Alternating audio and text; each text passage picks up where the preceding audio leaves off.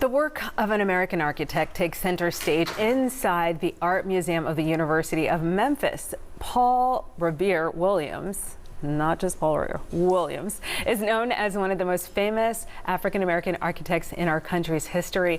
To learn more about Williams and this exhibit, I'm joined by Leslie Liebers, who is the director of the museum. And you just taught me some history about my alma mater, so well, let's start with you, though. Can you talk about who Paul R. Williams was? Paul R. Williams was, I think, arguably the most esteemed African-American architects in the history of this country, and maybe even abroad. He designed 3,000 buildings or 3,000 projects. Some of those were big projects. In Memphis? Any? He designed the St. Jude, the original St. Jude, the star-shaped St. Jude for Danny Thomas, who was a friend of his. And Paul Williams told Danny Thomas, when Danny Thomas told him about his dream, that he would design the hospital pro bono. And it was important to Paul Williams that it also be open to all people. Wow, so it's quite possible that this architect had that impact on him that ended up turning St. Jude into just the most giving place. Okay, I do want to know, why are we not, haven't we really heard about him? Well, unfortunately, when he died in 1980, and he had been retired for about 6 or 7 years, this was his company folded, and the records for the company were kept in a bank building. And during the Watts riots, the building was burned. So that people have been interested in him. People have, art historians, architecture historians, have tried to write his story. We have pictures, right? So from what I understand, we have, if we could go through some of those pictures, if you could explain just the design and what's going on here. This is a house that he designed. Oh, these are all houses. This is another house he designed. The first one was one of his early designs. It was built in 1926. That looks very Memphis.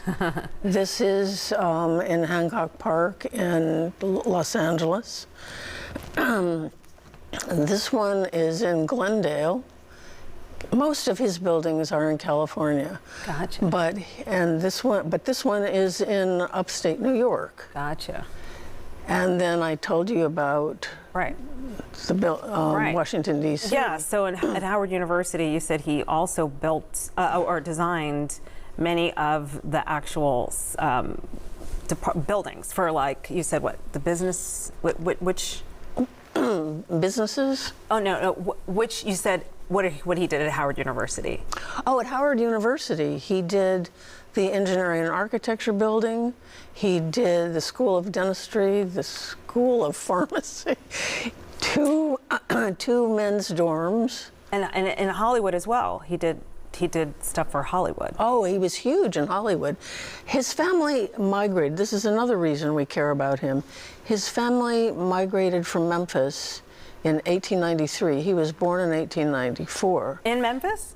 So no, he was not born in Memphis. But he was born in Los Angeles. His older brother was born here, and his father was a waiter at the Peabody Hotel. Oh. And he and his wife owned a shop on Beale Street and lived above the shop. Wow. And they decided to go to California in 1893 for a variety of reasons, not least of which was that the father had been diagnosed with TB. Wow. And there's an exhibit that's...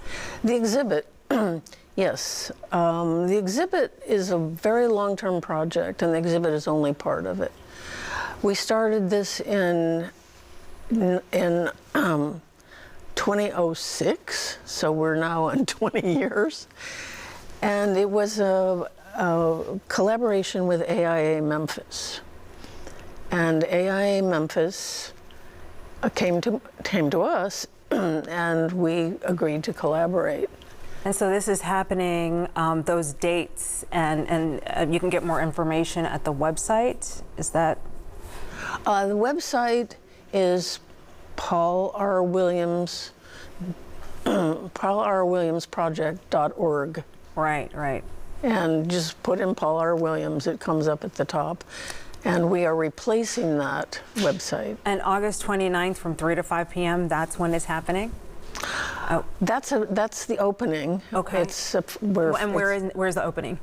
The opening is at the Art Museum of the University of Memphis. Okay, on that, okay. And it continues till October 10th. Awesome. We're free to everybody all the time, 9 to 5, Monday through Saturday. Well, come on out and learn about the other Paul Revere. Thank you so much, Leslie. You're so welcome. You bringing us back in history.